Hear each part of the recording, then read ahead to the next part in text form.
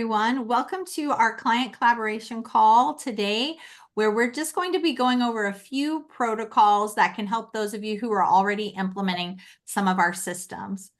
So just a reminder of, again, this call is for current clients who are using, it's really for what we would call our full service clients who are using our curriculum management tool and our proficiency scales, where this is just our visual graphic of what we're trying to help you do as far as we really are passionate about recruiting and retaining good teachers.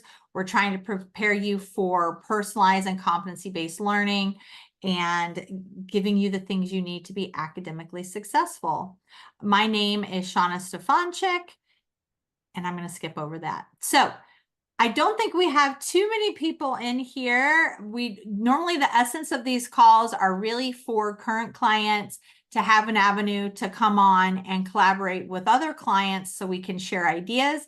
In the absence of people being able to attend because you have such busy schedules, we are going to jump in and kind of share for clients as well.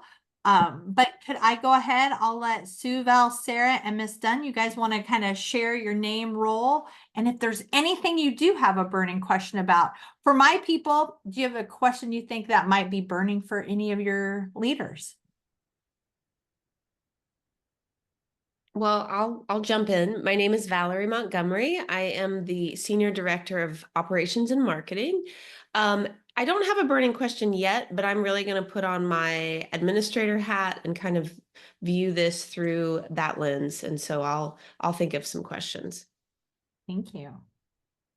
And I'll go next. I'm Sue Herrera, and I'm the Director of Instructional Development at Step Up and a consultant.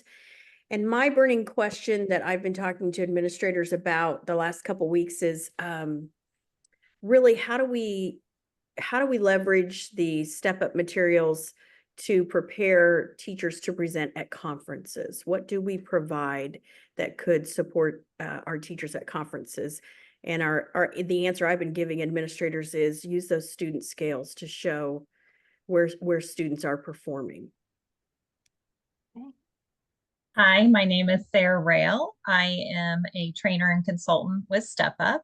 And I think one question that administrators may have as maybe they're a year 2 or even a year 3 client would be, what is the accountability piece? We've done the CMT, we've vetted our assessments, but now I need to make sure that the teachers are actually using this. It's not the curriculum that sits on the shelf. And so an answer, and I know Sue can speak to this, is definitely using walkthrough forms of where they're actually using our MAT tools and things like that is a good place to start with accountability to making sure they're using these tools that you have purchased. Okay, and I'm Ashley Dunn. I'm the instructional coach at Maple Grove Elementary in Warrensburg, Missouri. And we just actually purchased the MAT books from you guys a few weeks ago. For ELA and math, and we are using those to guide our standards-based because we are switching over to standards-based grading this year, and so it was difficult for our first grade team to create those proficiency scales, and then we found you guys, and so we are really loving them so far. Hey, well, it's nice to meet you, Ashley. It's nice to meet you. Yes.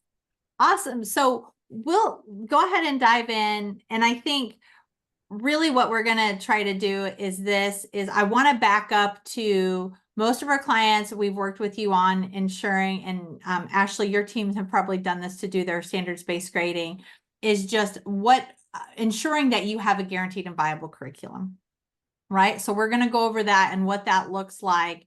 And then we're going to talk about building leadership moves, Sarah, to get to what you were talking about of how do we help hold people accountable. And we're big protocol people, right? So our company really focuses on what are systems, protocols, and products that can help get teachers to do what we need them to do faster and more efficiently.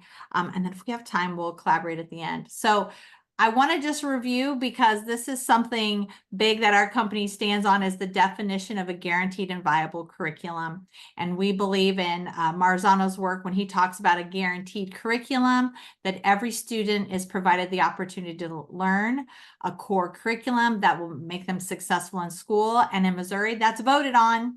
and that's our state standards. So we always have to have our idea of our standards. And now that we have priorities, we always want to make sure we know in every unit what those are. And the viability is that we have a plan of how to actually teach those standards. So here's an example of one, right? To Eureka Math. And if you've worked with us, then what we would say is look at your resource and help bridge the understanding between your resource and the standards. And so that's what we've done on this pacing guide here. So a guaranteed and viable curriculum in our mind is, what are your standards paced? Right? That the guarantee is our standards, and here's how they're paced. And you can see in this example, we always want to know what our priorities are. So actually in your case, that's probably going to be what you're going to be on your grade card, right? And sometimes we even prioritize the priorities because there's still a lot of priorities and you may not report on all of those. But essentially, if our districts have made these pacing guides, it should guide what's going to be on your grade card down the road, right? We know we have a clear plan in module 1, and I'm following a resource here. So this one is to Eureka Math. In your unit 1, the series says it's going to take about 25 days. We've linked it to the series, and here are the Missouri priority standards taught in that. And what you'll find is interesting, and those of you who've worked with us, is this in this process, we also audit, is our resource actually covering all of the standards we need? And so I'm going to point out 2 things in this one. Module 2, note, there's only one priority standard and the series said 25 days. So this is something that's really big for districts to consider. If you've ever had teachers say, oh my goodness, I can't get through every lesson in this book because it's not meant to, right? In this Eureka Math book, if we know that the Missouri priority standard is this GMB 7, we need to make sure we do the lessons around that, but we're probably not going to be 25 days. It helps teachers be selective within their resource. We've got to help them see that connection. So some of our clients, we may have left you here where you are like this, module 6, there's no priority standard. So you have some decisions to make. We're probably going to switch this unit to the very end to make sure we cover the units that do have standards. So in some cases, when we've audited, what we have found, I'm going to use some secondary examples, is their resources may not have covered 6 or 7 priority standards. So what you sometimes have to do here is dovetail from your resource and actually add in some other units to make sure that you cover those standards. Questions or thoughts about this auditing process that you think as consultants you guys have run into, or next steps that our clients may need? Because some of them may be stuck here, right? As now we have our pacing guides done and audited, but we have some work to do. Thoughts? It's definitely been powerful as you watch teachers hit that cognitive dissonance where they're looking at their resource, they're trying to find the standard, and once they find it and they start placing things and everything gets outlined, they do begin to have the aha moments that Shauna pointed out. I don't have any standards in this unit, or I've got all these standards left that aren't in my resource. What am I supposed to do with these standards?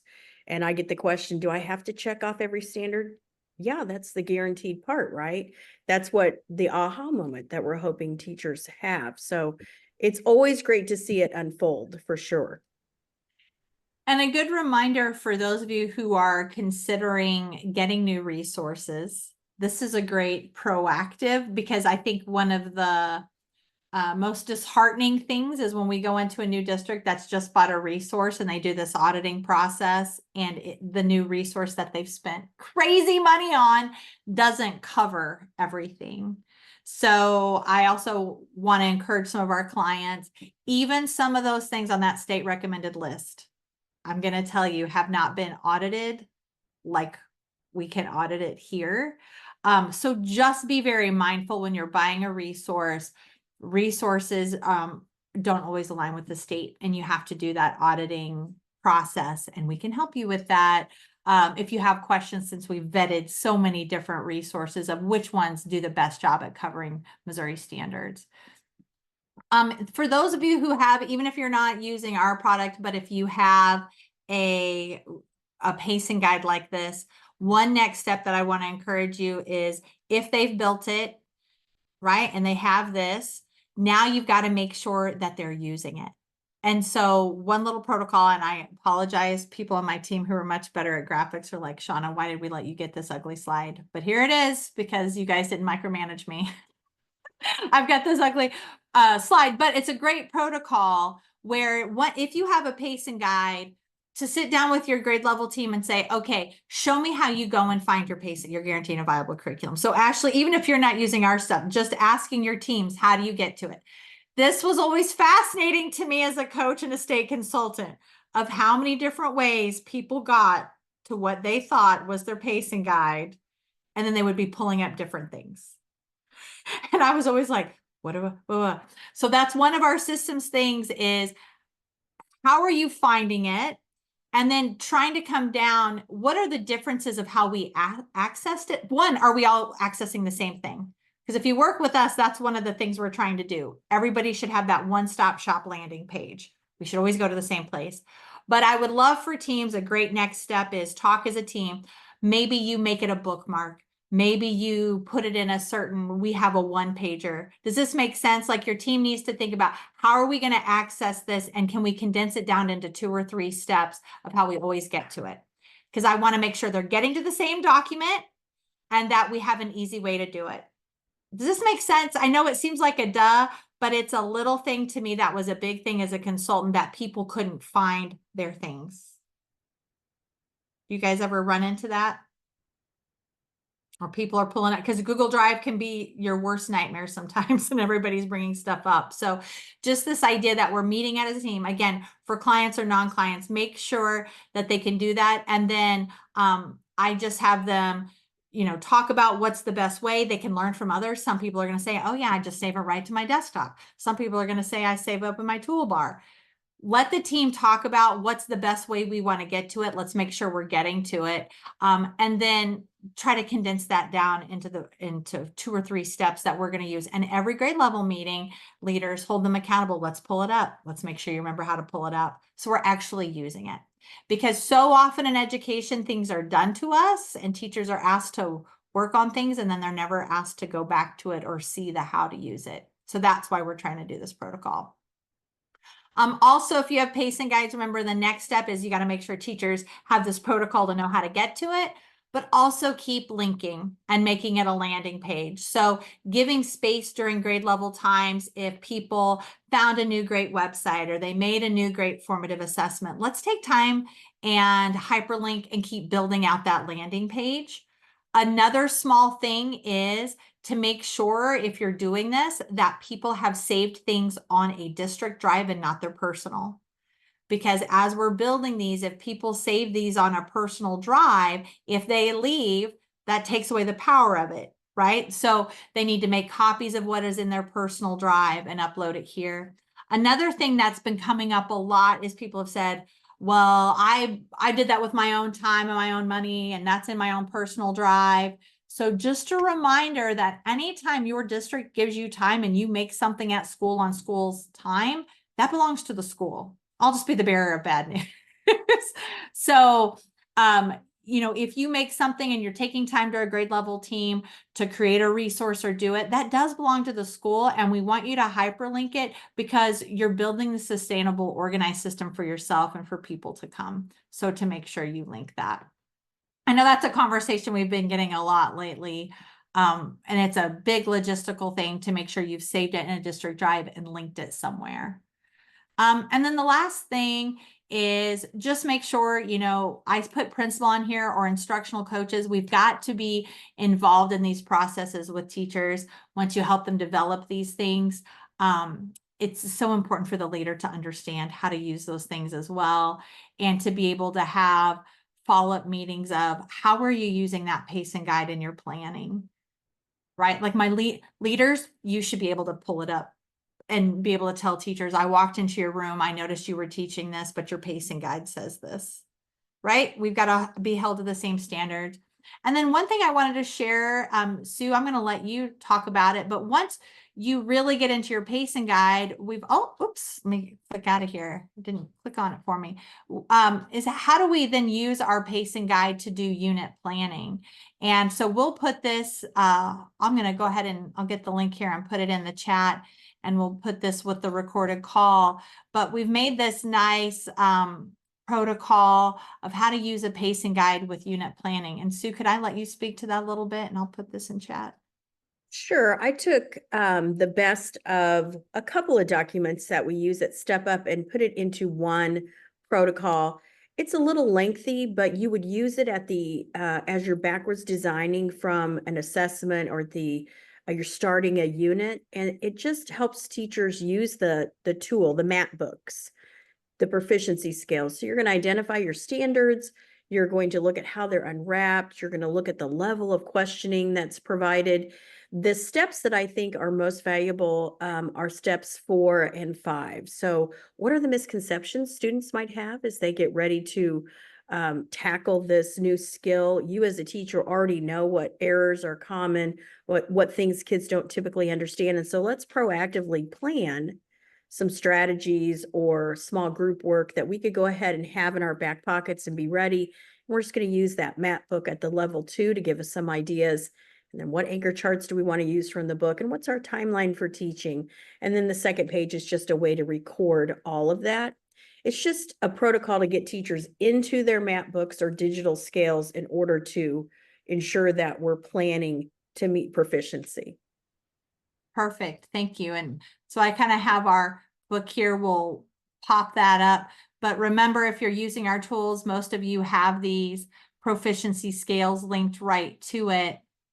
And what Sue's talking about, if you can use your proficiency scale to see, oops, here's the priority standard I'm working on. And then I double click and I open up the actual proficiency scale for it. Here's a protocol I could use to look at. Let's say I'm asking and answering relevant questions. What are the misconceptions? I know, kindergartner, relevant. Relevant is going to be the key. But when we start, what we have found is helping teachers think through, when you can think through the misconceptions and proactively come up with strategies ahead of time, that becomes a great graphic organizer, and it wraps teachers' minds around, how do I improve my tier 1 and make it really tight at the beginning? And it's just another way to leverage these proficiency scales by really digging in. So, again, it was short and to the point, but I wanted to just remind everybody with this who has our tools of how to deepen the understanding of your curriculum management tool. We wanted to give you this planning document to give you some more ideas of things you could do with the actual map books. And then, look, I finished off my slide and didn't get it finished here.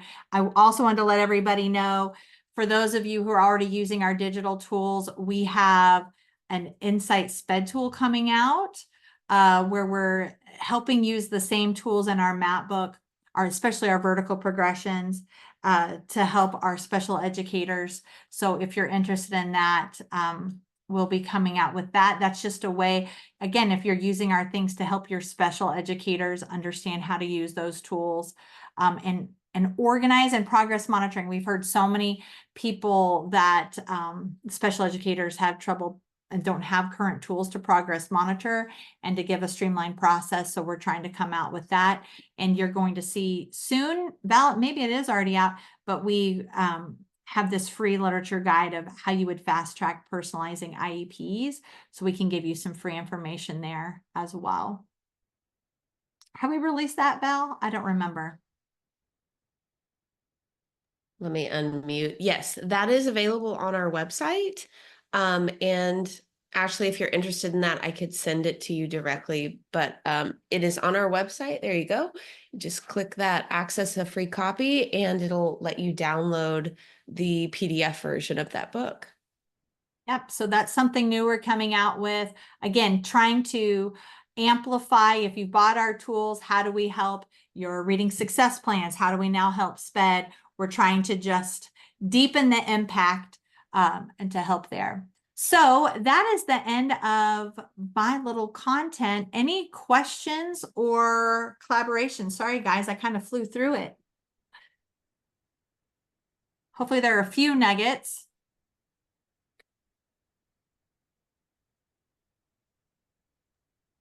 I thought it was great because I know, but Yeah. now listen, because everything you just said, that protocol, even though it seems real simple, is the barrier I have faced often recently. So I'm going to suggest that to administrators in districts where I've been. Can teachers access, can they find it? And we spend a lot of time, Sarah, don't we? Where is it at? I'm like, well, I guess we're not using it if we can't find it, right? We That's gotta right. be able That's to step find it. 2. And I guess I don't know, I always link it to the agenda. So maybe I need to quit doing that because that's what they always go to. I'm Mhm. like, you should be able to find this. So, Yeah. yeah. Yep. It's good. And I love the unit planning. I think that's a great way to start implementing those MAT tools and helping improve tier 1 instruction. So That's where we got to get to. Awesome. Well, thank you guys. Have a good one.